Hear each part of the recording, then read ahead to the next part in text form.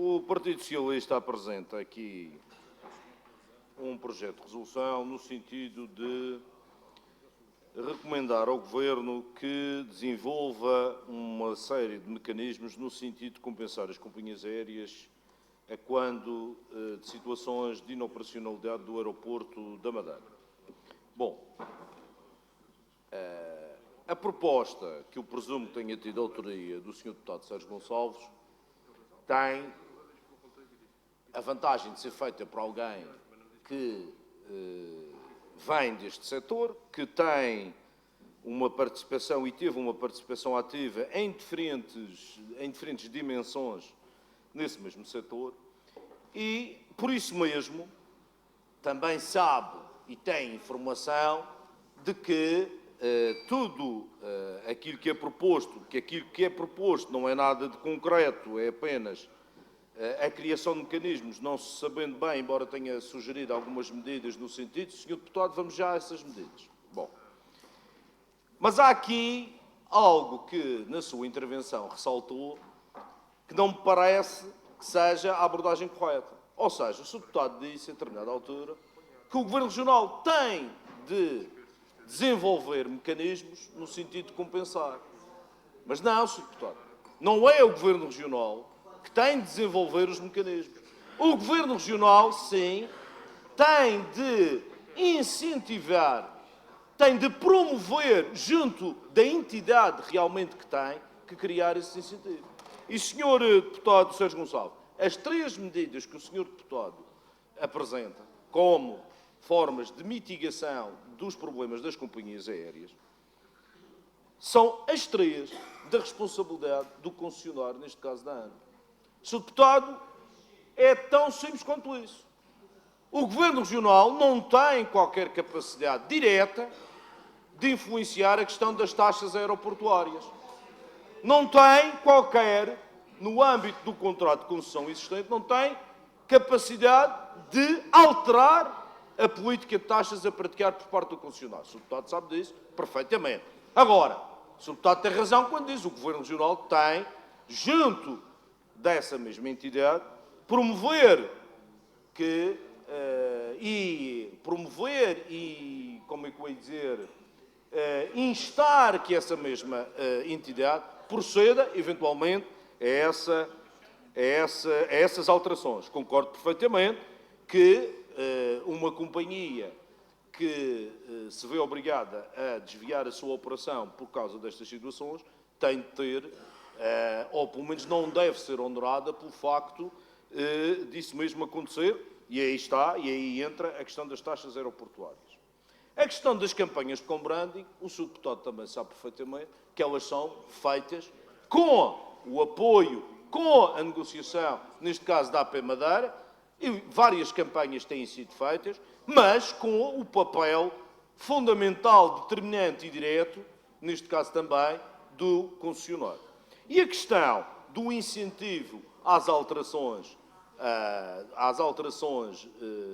do calendário dos horários das companhias, quer a nível dos dias da semana a utilizar, não carregando especialmente num determinado dia, incentivando a que as mesmas distribuam ao longo da semana essa mesma operação. O Sr. Deputado também sabe perfeitamente que isto é algo que diretamente a ser implementado é pelo concessionário. Agora, o Governo Regional, o papel que tem que desempenhar no meio disto tudo é de promotor, de motor e incentivador de que as mesmas aconteçam. Mas, na prática, aquilo que acontece é que tem que ser e tem que ser originado por parte do concessionário o desenvolvimento direto destas práticas. E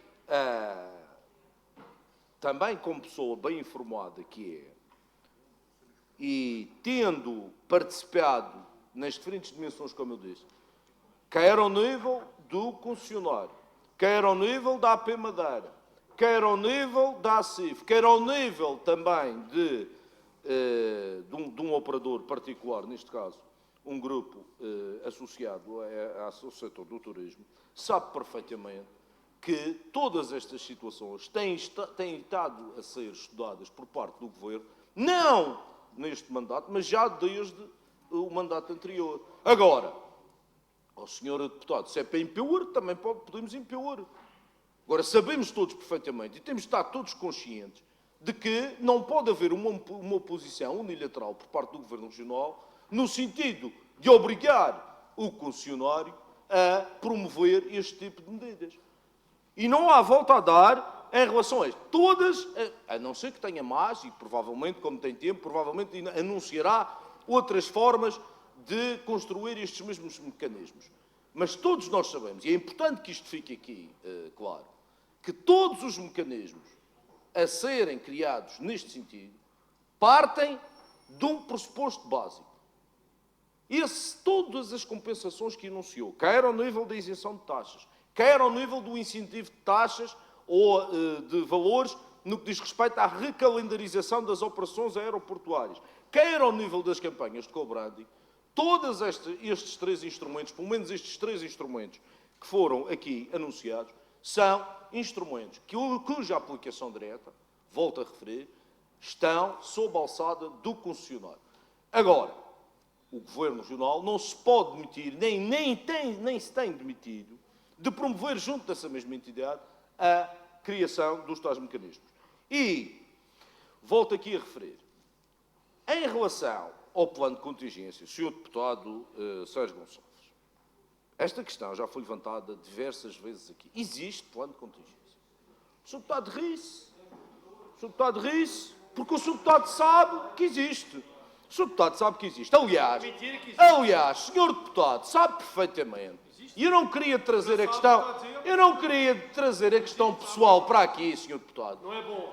Mas o Sr. Deputado falou, e aqui não tem nada a ver com que uma das alternativas, ou que a alternativa mais viável seria... Não, que a alternativa mais viável seria a utilização do Porto Santo como resolução ou como parte importante do plano de contingência. E já é feito. E o Sr. Deputado, inclusive, sabe... O Sr. Deputado sabe, inclusive, que, no caso de utilizar o Porto Santo como alternativa, sabe quanto é que se cobra às companhias aéreas para fazerem o transbordo por transporte marítimo entre o Porto Santo e a Madeira. Independentemente do número de passageiros, o preço é o mesmo.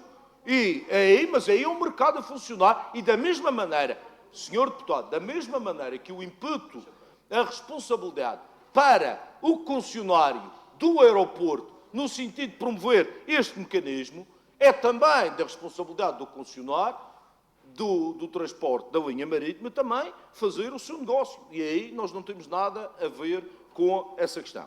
Agora, o plano de contingência existe de tal forma que nas últimas situações em que houve disrupções, como aqui é dito, as consequências e os efeitos não foram nada aqueles que foram apresentados noutras alturas. E sabe perfeitamente da intervenção direta que a CIF tem tido e os diferentes grupos hoteleiros têm tido no sentido de participar e integrar esse mesmo plano de contingência. E também sabe que esse plano de contingência tem sido contido como protagonista principal, para além do Governo Regional, mas, acima de tudo, o próprio concessionário do aeroporto, porque é, de facto, a infraestrutura que sofre o constrangimento. E a infraestrutura que sofre o constrangimento tem que ser a cabeça de qualquer plano de contingência que possa existir.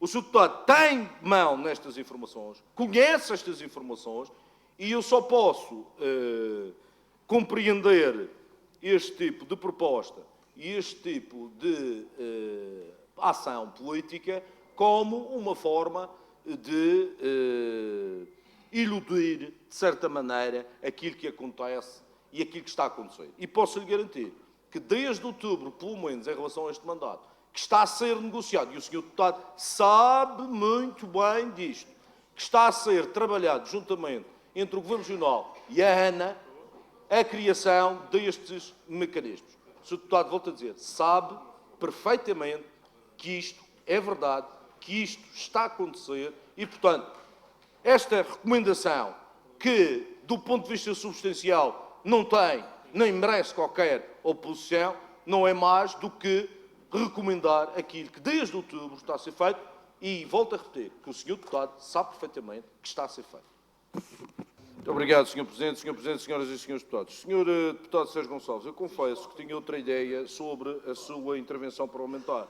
Se o Sr. Deputado quer discutir isto com seriedade, não faz as referências que fez àquilo que eu disse ontem, da maneira como foi este. Porque eu nunca e jamais associei o aumento do investimento em promoção ao debelar ou ao mitigar esta questão do coronavírus. Foi isso que o Sr. Deputado disse. O Sr. Deputado disse que eu ontem tinha dito que os 3,5 milhões da Associação, foi do aumento da Associação de Promoção do Turismo, era para...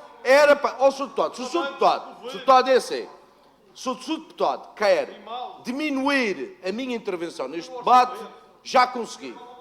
Já consegui, porque o Sr. Deputado vai vender essa história ali à comunicação social e vai fazer de mim um tonto. Eu não sou idiota a esse ponto de associar 3,5 milhões de euros do aumento da Associação de Promoção ao debelar e ao mitigar a crise do coronavírus. Eu jamais faria uma coisa dessas, porque ainda tenho um pingo de inteligência. E, portanto, eu gostaria que o Sr. Deputado me reconhecesse pelo menos esse mínimo de inteligência. Agora, Sr. Deputado, o que eu disse ontem, e é verdade, é que o valor que está a ser utilizado em termos de promoção é o maior desde sempre. E também vou-lhe dizer uma coisa, Sr. Deputado. A parceria pública ou privada no que diz respeito à promoção, tão elogiada pelos privados, começou com uma participação dos privados de 20%, neste momento é 4%. Toda ela, 96% da promoção, neste momento, é assegurada por duas entidades, e as duas entidades públicas, o Governo Regional da Madeira e o Turismo de Portugal. O Sr. Deputado sabe perfeitamente disto, mas pronto, são opções assumidas e está tudo certo em relação a essa matéria. Em relação ao Porto Santo, Sr. Deputado, o Sr. Deputado ouviu o Diretor-Geral, mas olhe, da mesma maneira que o Sr. Deputado ouviu o Diretor-Geral, também ouviu o CEO da empresa, como eu ouvi, que foi à Comissão. E o CEO dessa empresa disse que ele era parte integrante do plano de contingência. Ele disse isso, Sr. Deputado. E, portanto, olhe, eles lá nessa organização que se entendam para pelo menos dizerem ambos a mesma coisa e, portanto, quanto a essa matéria, estamos esclarecidos. Sr. Deputado Evo Sousa, o Sr. Deputado ouvi falar também, como eu, não foi o Sr. Deputado, foi o Sr. Deputado Carlos Costa, no que diz respeito aos investimentos que têm que ser feitos no sentido de aumentar a operacionalidade do aeroporto. Sabe quando é que isso foi anunciado? Foi anunciado em dezembro de 2018. Foi anunciado em dezembro de 2018 pelo responsável da nave. Ele disse mesmo, no próximo ano vamos integrar esses investimentos no plano de investimentos na nossa empresa. Sr. Deputado, continuamos à espera. Porque a responsabilidade por esses equipamentos não é do concessionário, não é do Governo Regional, é da nave, e a nave assumiu que o mesmo iria acontecer. Já estamos em 2020 e ainda não sabemos se esses investimentos vão. E isto não é uma questão de imputar responsabilidades a ninguém. Foram os próprios que assumiram essas responsabilidades e assumiram perante todos os deputados que estavam na segunda comissão. E em relação ao teto, Sr. Deputado, era bom que, uma vez que está nessa senda de análise e reflexão de números, era bom que tentasse perceber porque é que os Açores, que voam metade do que os madeirenses voam, em termos de números e de passageiros residentes, consomem 3/4 do valor que é gasto pelo Orçamento de Estado em termos do subsídio social no modelo. Muito obrigado, Sr. Presidente. Sr. Presidente, senhoras e senhores deputados. Sr. Deputado Sérgio Gonçalves, muito obrigado por ter corrigido as suas afirmações de há 5 minutos. É porque aquelas que fez agora são completas. A interpretação que fez agora, que é a real, é muito diferente da primeira que fez, e eu, enquanto pessoa e seu colega deputado, agradeço a sua correção e a sua delicadeza e correção nesta matéria. Em relação a essa questão da exigência, deputado, deixe-me que lhe diga, eu próprio fui vítima dessa situação, mas o senhor deputado sabe perfeitamente que o problema não é utilizar o aeroporto do Porto Santo, porque a exigente, a partir do momento em que cancela na origem o voo, já não tem maneira de reposicionar equipamentos para fazer o voo imediatamente a seguir, ainda que seja para o Porto Santo. Sr. Deputado, não é por acaso que eles referem que a alternativa ao passageiro que tem o voo cancelado é para daí uma semana. É uma questão, o Sr. Deputado sabe perfeitamente disto. A EasyJet não tem a operação de tal maneira montada como outras companhias, tem as operações de tal maneira montadas que não conseguem fazer esse reposicionamento inclusive utilizando o aeroporto do Porto Santo. Sabemos perfeitamente disso. Em relação aos mecanismos, Sr. Deputado, aí o Sr. Deputado já não tem tempo, mas devia corrigir outra vez. Eu não me referi à AP Madeira. Eu referi-me que, em relação às três alternativas, ou às três situações que o Sr. Deputado anunciou na sua intervenção, mas que não estão aqui escritas, e que já vêm hoje na notícia do Diário de Notícias, a questão das taxas, a questão da melhoria de preços e o incentivo à recalendarização da operação e a questão das campanhas de co-branding são, essencialmente, da responsabilidade da ANA, em termos de aplicação ao Sr. Deputado. Quem é que baixa taxas? É a ANA, não é o Governo Regional. Quem é que faz as campanhas de co-branding? É a ANA em parceria com a AP Madeira. Eu nunca referi que o Governo Regional se tinha que demitir deste processo. Aliás, eu até disse que o Governo Regional tem que ser um incentivador, tem que ser um motor, tem que pôr essas entidades a fazer o que lhes compete. E, portanto, a aplicação direta das três medidas que o Sr. Deputado anunciou aqui são, veja bem aquilo que eu estou a dizer, a aplicação direta é da responsabilidade do concessionário, com o incentivo e o motor do Governo Regional. A única em que eventualmente há a intervenção do Governo Regional via AP Madeira é na questão do co-branding. O Sr. Deputado sabe perfeitamente disto. E, portanto, para que fique claro, acho que sim, o Governo Regional tem de ser um motor, mas todos têm que assumir as responsabilidades. Operadores, agentes, hoteleiros, AP Madeira, ANA e o Governo Regional. E nos casos em que houver a necessidade de outras entidades, as mesmas poderem e agirem diretamente e ativamente.